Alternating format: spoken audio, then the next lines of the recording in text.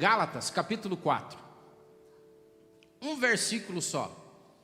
Paulo, escrevendo aos Gálatas, diz o seguinte: digo, porém, que enquanto o herdeiro é menor de idade, em nada se difere de um escravo, embora seja dono de tudo. Vou ler de novo, preste atenção. Eu digo, porém, que enquanto um herdeiro é menor de idade, em nada ele se difere de um escravo, embora seja dono de tudo. Essa palavra, além do contexto que Paulo nos traz, outro significado dela é falar de maturidade. Porque quando uma criança é criança, você não pode liberar ela para algumas coisas. Por exemplo, você não dá liberdade para que ela administre as coisas do pai dela. E hoje, nós temos que ter um cuidado absurdo, começando em nós, que eu tenho lá minhas dúvidas se algumas pessoas ao longo da sua vida vão conseguir mudar o seu jeito de ser, viver e pensar, mas principalmente pensando nos nossos filhos. Eu vou pregar para você, eu gostaria muito que você, pastoralmente falando, mudasse seu comportamento. Mas se você já está velho demais, não consegue mais, embora o Espírito Santo consiga reverter qualquer situação, que você no mínimo preste atenção nos seus filhos.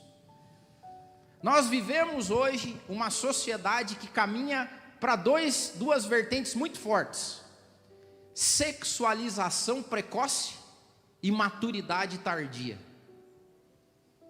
Os meninos e as meninas estão se sexualizando cada vez mais cedo. E isso não aconteceu da noite para o dia. Como eu sempre falo, cultura, movimento social não acontece da noite para o dia. Começa com crianças dançando na boquinha da garrafa com El Chan há anos atrás. E no primeiro momento parece chocante. E hoje já não é mais chocante. Se você foi para a praia e você foi assaltado por caixinhas de som na areia, você deve ver o naipe dos funk que a molecadinha mais nova ouve. E quando você olha essa lógica de sexualização precoce e uma maturidade tardia, você sabe o que está acontecendo? Nós estamos criando uma geração e uma sociedade que é movida por instintos, os mais precoces e animalescos que podem existir. O cérebro reptiliano que diz, ou seja, aquelas pessoas que toda a decisão da vida delas é montada em cima de instinto, de desejo, sem o mínimo de racionalidade, sem o mínimo de maturidade. E é por isso que você consegue encontrar hoje pessoas que têm 30, 40 anos e que se comportam como crianças, imaturas, totalmente imaturas. Só que do outro lado, extremamente sexualizadas, instintivas e, perdoe a palavra, até bestializadas. Uma pessoa bestializada é uma pessoa que toma atitudes instintivamente como se fosse um animal. É triste a gente ouvir isso, mas essa é a realidade da nossa sociedade. Por quê? Porque isso vem sendo construído ao longo do tempo. Só que eu quero falar sobre a maturidade do espírito ainda. Porque se você é uma pessoa que se comporta instintivamente, quase bestialmente, você não consegue atingir o movimento do espírito. Você não consegue transcender a tua vida não consegue enxergar um pouco mais, além de comer, dormir, ter prazer e ir para o banheiro. Isso é a condição humana mais básica e bestial, vamos dizer assim. E quando a gente olha para a palavra de Deus, você vê que Paulo escreve o seguinte, essa pessoa que é imatura, no conceito espiritual, ela praticamente se assemelha a um escravo. E a gente vai falar sobre isso. Eu tive uma bênção muito grande na minha vida. Foi o fato de, quando eu estava no início da minha carreira, eu trabalhar em uma empresa comandada por judeus. E isso para mim transformou a minha vida quando eu era ainda muito jovem. Porque o judeu, ele tem rito de passagem. Não existe adolescente para judeu. Não tem os adole, os teen. Tanto que, olha só, o judeu, na tradição, lá na época de Jesus, eles casavam com 14, 15 anos, 16. O menino completava 14 ou 16 anos, essa pessoa já era homem. Olha o que diz Gênesis 2:24. Portanto, deixará o homem, seu pai e sua mãe, e vai se apegar a uma mulher. Então, na lógica judaica, passado o rito de passagem do menino, ele se transformava em homem. E a menina menstruava, ela era mulher. Não tinha esse negócio mimizento hoje de, veja bem, tadinho, está na puberdade, pré-adolescência. Agora tem pré-adolescência, pré-adolescência efetiva, adolescência, pós-adolescência quase juventude, juventude com traços de adolescência. Não era isso, era pum, homem meu piá. E eu entrei numa empresa que tinha esse traço característico. E eu fui promovido a uma posição executiva muito jovem, pelo simples fato de que não tem mimimi. Velho, quantos anos você tem? Não tem essa de quantos anos você tem. Passou o rito, você é homem. E lá eu descobri que responsabilidade gera crescimento e gera evolução, e que isso gera maturidade. E era esses supostos homens que recebiam na época dos judeus a herança dos seus pais. Os pais passavam já, esses homens de 14, 15, 16 anos, já davam seus pulos. Daniel, Esther, José. Quando a gente fala na Bíblia, dá a impressão que são senhores, tiozões, barbudos e barrigudos. Não. Homens de 18, 19, 20 anos. Até porque naquela época nessa época já era muito difícil viver muito. Então, o que nós precisamos fazer? Crescer. E olha só o que a palavra de Deus nos diz. Primeiro, ele fala sobre um herdeiro menor de idade. Tem muitas pessoas, espiritualmente falando, que são herdeiros, que são salvos pela graça, que nascem de novo. Só que eles continuam durante a vida como herdeiros crianças. E o Paulo nos diz que um herdeiro menor de idade, ou criança, é um escravo, como o outro. E aí vem algumas coisas. Quais são os sinais de maturidade que a gente tem no mundo hoje? Primeiro, uma pessoa madura é uma pessoa que sabe lidar com as contingências e imperfeições da vida. Uma pessoa madura já entendeu que a vida tem percalços. E a gente vive hoje um cenário espiritual tão infantil, que as pessoas reduziram Deus a um gênio da lâmpada que vai resolver os problemas deles na vida. Isso é uma fé de bebê, porque a fé genuína e madura em Cristo já sabe que o mundo é feito de contingências e imperfeições. É o que a gente cantou aqui. Ainda que as colinas mudam, ainda que não tenha mais isso, aquilo, tal, é tudo dele, tem tudo a ver com ele. Eu sou coadjuvante nesse processo aqui, tem a ver com Deus. Uma pessoa madura já aceitou isso. Uma pessoa madura, assim como Salomão no Eclesiastes, cara, é tudo vaidade esse negócio aqui. Porque o sol vai nascer, vai se pôr, vai ter gente ruim que vai se dar bem, vai ter gente boa que vai se dar ruim, entendeu? Aquela coisa arada toda. Eu falo assim, eu estou resolvido aqui, a vida é isso aí mesmo. Mas eu sei quem tenho crido, eu sei que meu Deus está controlando tudo. Uma pessoa madura já resolveu isso. Olha o que um pensador diz, assim, ó, outro sinal de maturidade. A maturidade começa a se manifestar numa pessoa quando ela sente que a preocupação dela com os outros é até maior do que com ela mesma. Uma pessoa imatura é uma pessoa umbigólatra. A pessoa imatura é aquela que só quer o bem dela. À medida que você vai amadurecendo na vida, você começa a querer o bem do outro. Quer ver quando você tem filho, não é? E olha só, a gente já vai chegar lá. Escravo tem dono, herdeiro tem pai. E pai, quando você você é pai, você começa a amadurecer forçosamente. É por isso que tem gente que briga com a paternidade, porque não é maduro o suficiente.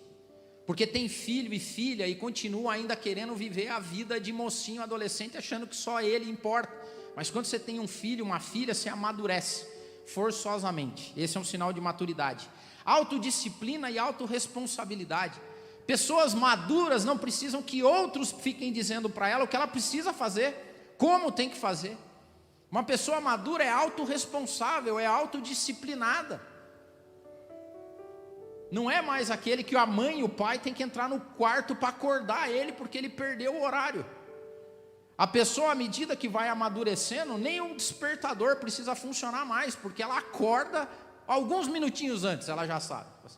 Não, está na hora de eu fazer o que eu tenho que fazer. Responsabilidade. E por último, uma pessoa madura tem noção. É um ensinamento básico que eu tenho com o João Filho. Se você não tiver nada na vida, pelo menos tenha noção, que é meio caminho andado. Porque coisa triste é lidar com negros sem noção. Porque o sem noção atrapalha a vida dele e a vida de todo mundo que está em volta. Sinal de imaturidade. E aí, o que Paulo está dizendo aqui? Que nós temos uma escolha diante de nós. Espiritualmente falando, viver uma vida como imaturos herdeiros, que são considerados escravos, viver desse mesmo jeito, ou crescer em Deus, crescer e amadurecer e viver tudo o que a gente pode viver da glória e daquilo que Deus deixou para nós. Então, primeira coisa, escravo tem dono, não pai.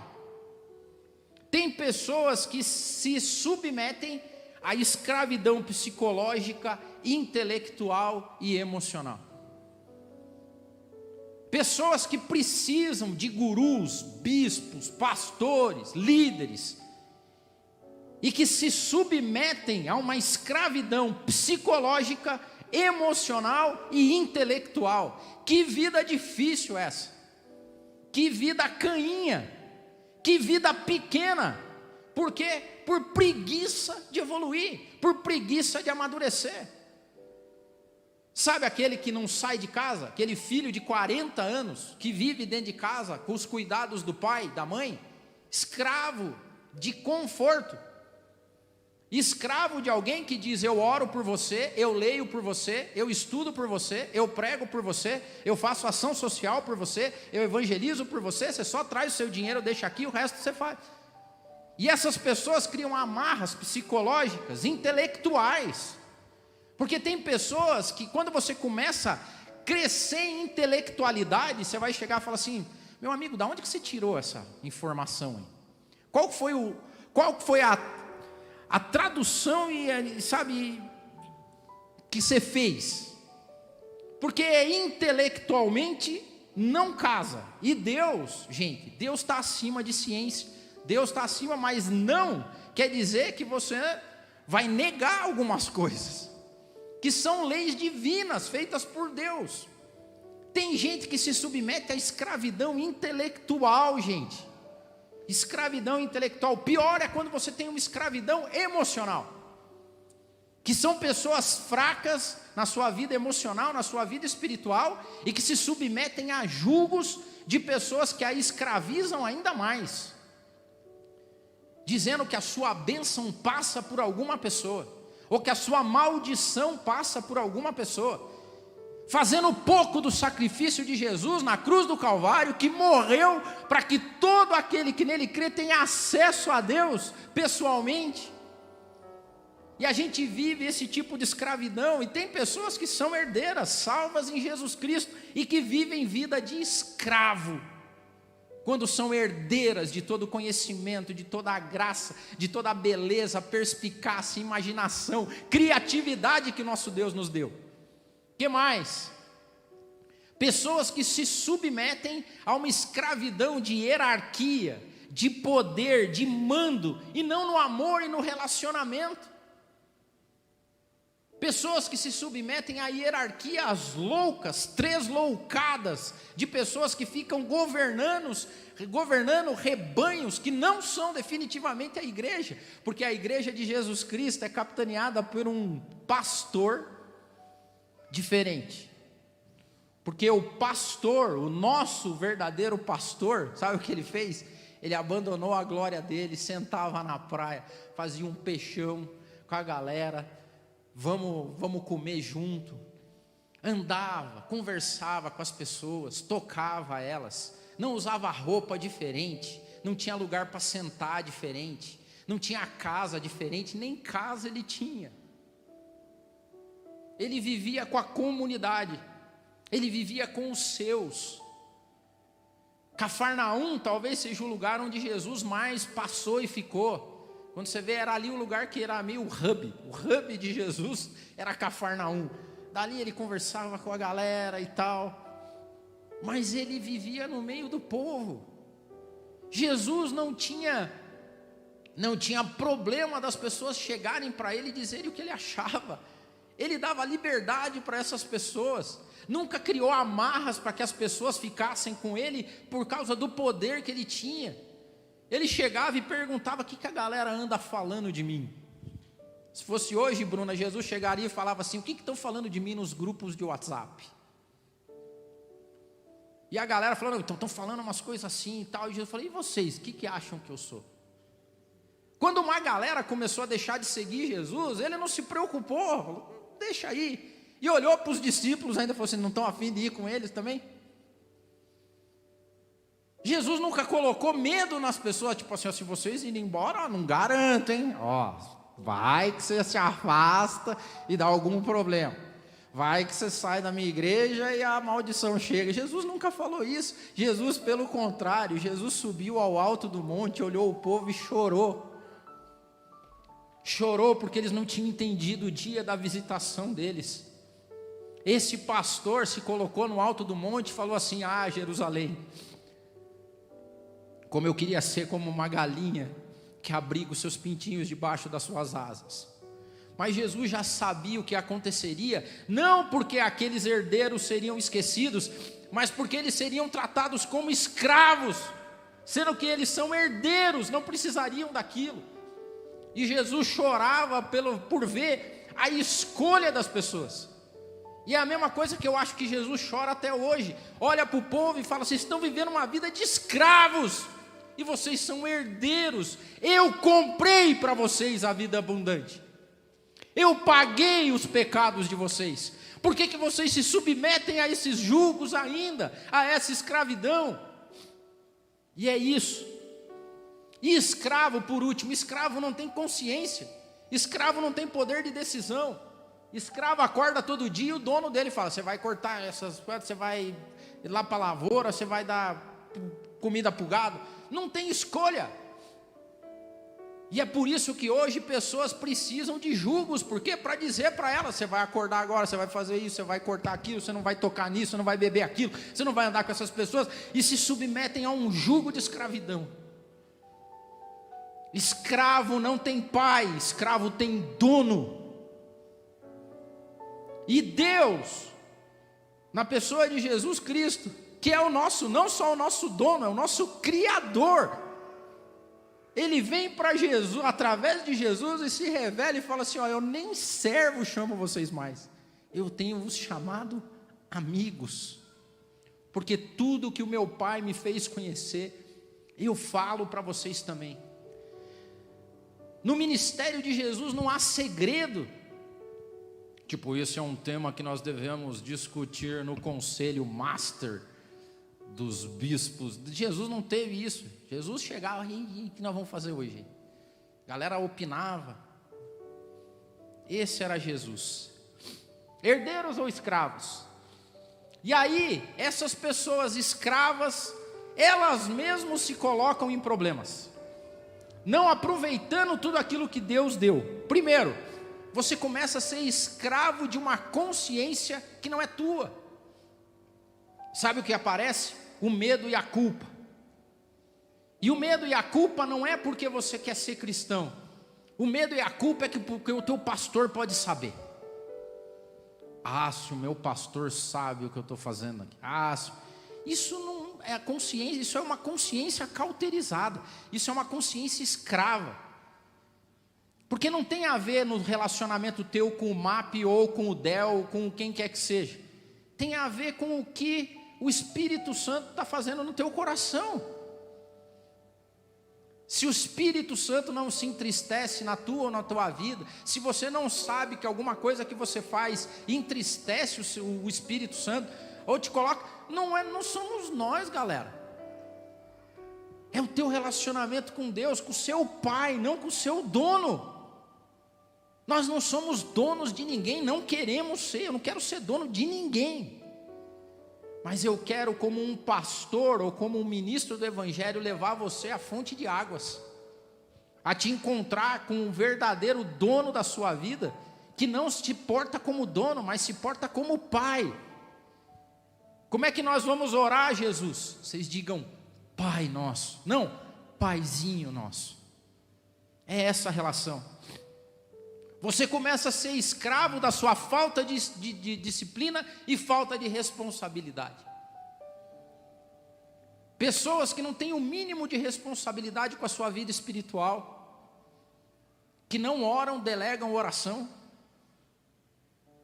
Não que a gente ora por vocês, de boa, mas assim, ó, cara, eu posso orar pedindo para que Deus intervenha na sua vida.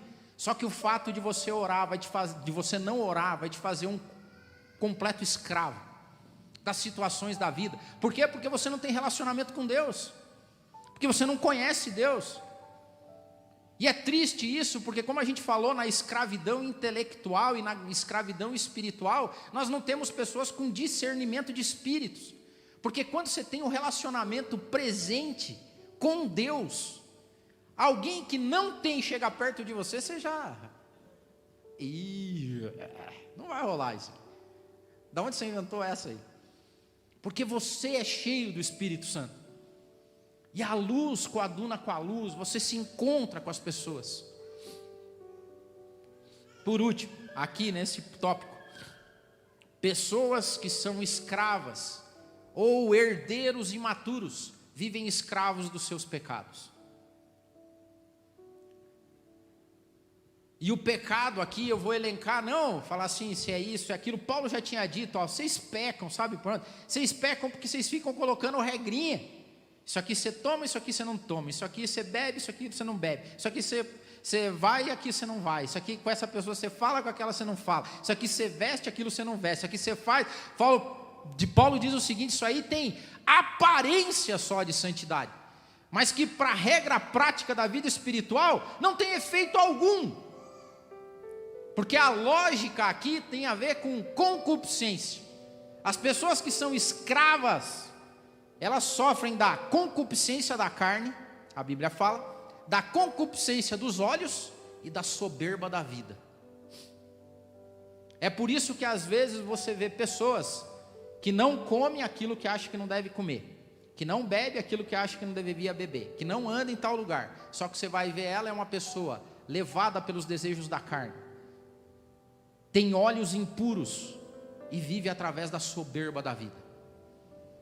E a verdade, e tem outra coisa que é verdade, que você encontra pessoas no caminho que não se vestem supostamente do jeito que deveriam se vestir, que bebem supostamente aquilo que não deveria se beber, que come aquilo que não deveria se comer.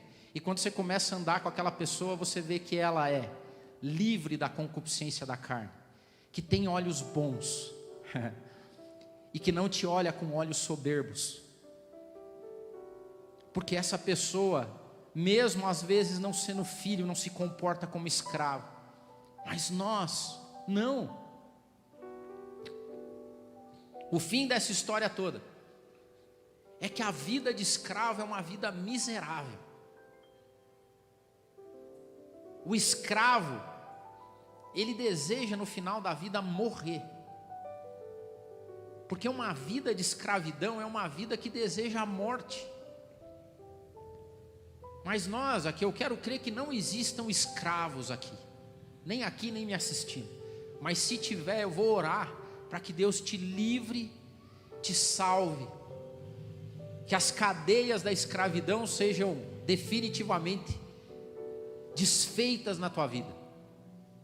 Mas aqui para nós que somos herdeiros, tem duas saídas: viver uma vida como se fosse de escravo, porque o herdeiro, quando é menor de idade, vive ou é igual a um escravo.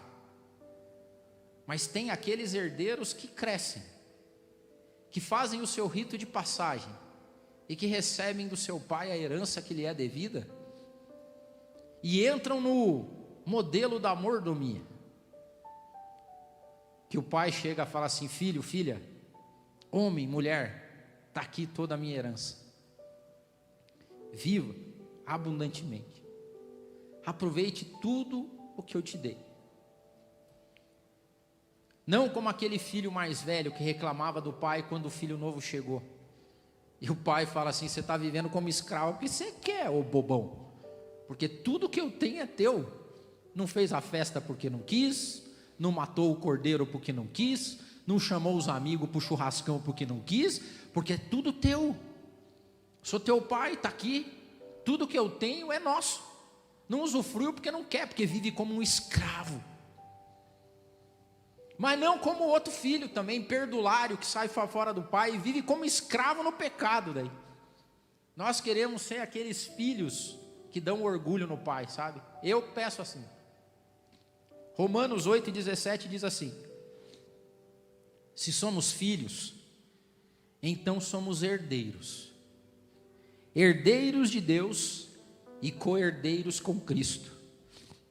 Se de fato participamos no seu sofrimento, para que também a gente participe da sua glória. Escravo tem dono, herdeiro tem pai. E deixa eu te falar sobre amor de pai e orgulho de pai. Para você ter o amor do pai, basta você existir. Filho é assim. O filho existiu, nasceu, você ama ele. E você vai seguir amando. Então tem filhos que são alvos, todos nós somos alvos do amor do pai. Isso garante a nossa salvação. E que bom, somos todos salvos. Mas tem alguns herdeiros salvos, criancinha, que vão viver a vida como escravo, uma vida ruim, uma vida de escravidão intelectual, pessoal, espiritual, cheia de jugo, cheia de culpa, uma vida ruim. E já tem aqueles outros que são herdeiros que cresceram. E daí eu fico imaginando, tipo o pai, quando transfere a herança para o filho, e vê o filho trabalhando e vivendo, e ele fala assim: que orgulho desse filho, hein? Ele ama a todos, mas tem alguns que ele olha lá e fala assim: pô, que orgulho. É mais ou menos como o diabo passando pelo mundo e Deus fala assim: tem visto Jó lá? Homem reto, temente a Deus, bom pai, reto em tudo que faz, vivendo toda a grandeza e tudo aquilo que Deus deixou preparado para nós. O meu desejo para você é que você viva uma vida de quem é herdeiro de Deus e que causa orgulho no seu pai, e não viva uma vida de escravidão. Porque eu vou dizer para você que nós não montamos uma comunidade para criar escravos ou herdeiros que vivem como escravos.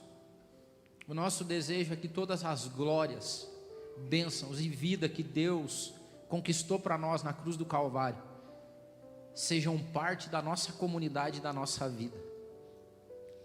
Que as pessoas olhem para nós e vejam que a gente viva de um jeito diferente, a ponto delas olharem e falar assim: o que tem na tua vida?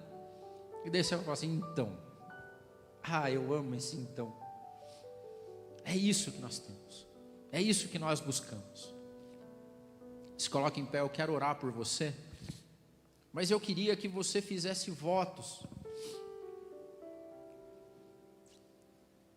Não delegue para ninguém aquilo que é de mais sagrado, que é o teu relacionamento com Deus, a tua vida em família, a vida em comunidade.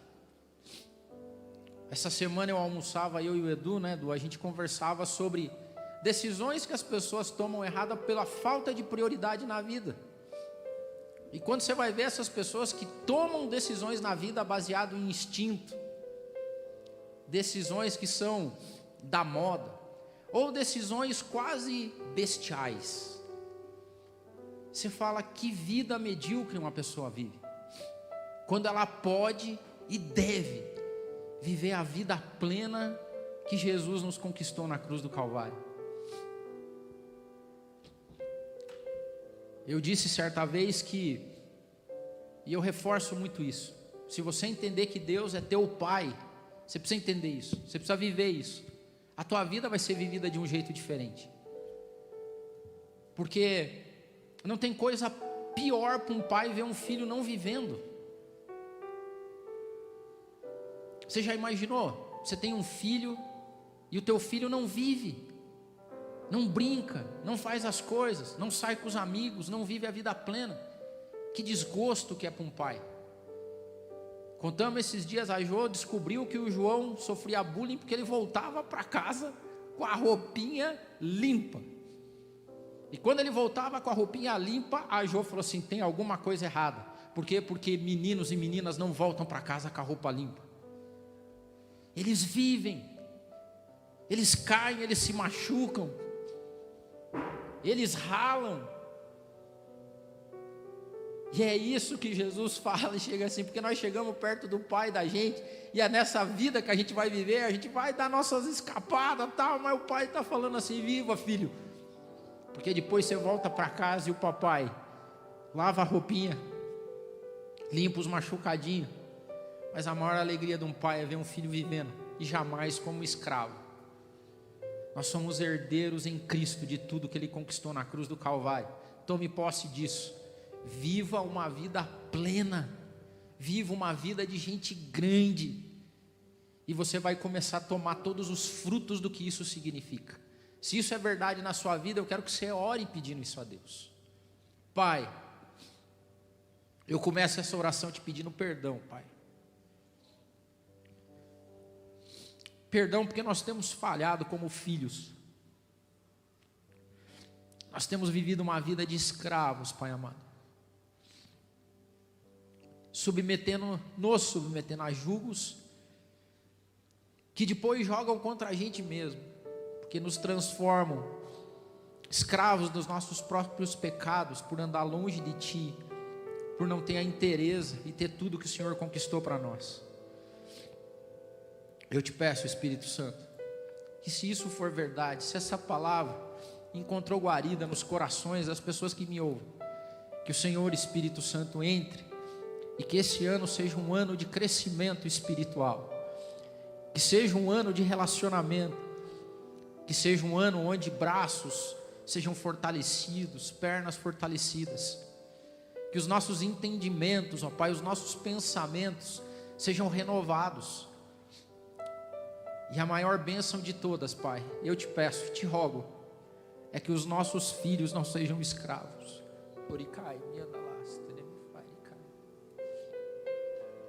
Que à medida que o Senhor nos liberte e nos dê inteireza de vida, que essa seja a herança que nós deixemos para os nossos filhos, ó Pai. Vidas dignas e prósperas, cristãos genuínos e verdadeiros, afastado das concupiscências da carne, das concupiscências dos olhos e da soberba da vida. Que a nossa comunidade, ó Pai, se fortaleça cada vez mais na Tua força e na Tua unção. Nos livra de nós mesmos. Mas a gente não aceita, ó Pai, viver vida de escravo. A gente não aceita ser herdeiro do Deus de toda a glória, viver uma vida pequena, viver uma vida sem sentido, viver uma vida de escravidão. Então nessa manhã, em Teu nome, Jesus Cristo, eu apregoo liberdade aos cativos, porque o Teu sangue conquistou isso na cruz do Calvário. Que toda a corrente, ó Pai, do pecado, de vícios, de coisas, ó Pai, que não caminham para a elevação do Teu nome e da Tua glória, caiam por terra no nome de Jesus. Eu ministro liberdade aos herdeiros que se comportam como escravos, que eles cresçam, ó Pai, que a gente cresça, e tudo que a gente quer é retribuir Teu amor, ó Pai, é com o teu orgulho das nossas vidas. Eu te agradeço, Pai, em nome de Jesus. Amém.